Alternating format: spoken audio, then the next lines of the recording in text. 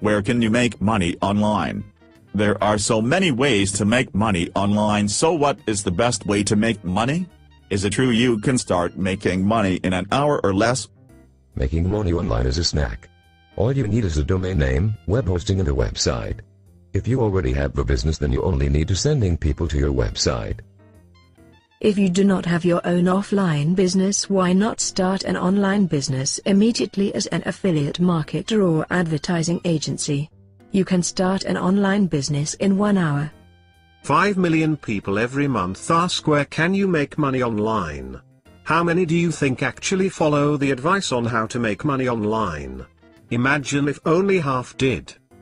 Serious people who ask how to make money on the internet should not hesitate in starting their online business. You can make a good income working from home online in many ways. So why don't more people start their own home-based business working on the internet to make money? I seem such a good idea, and you can save tax on your normal income too.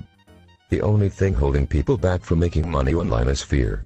Some people just don't believe making money on the internet is as easy as it really is, and they are born losers. Believing in yourself has a lot to do with being a successful internet business operator.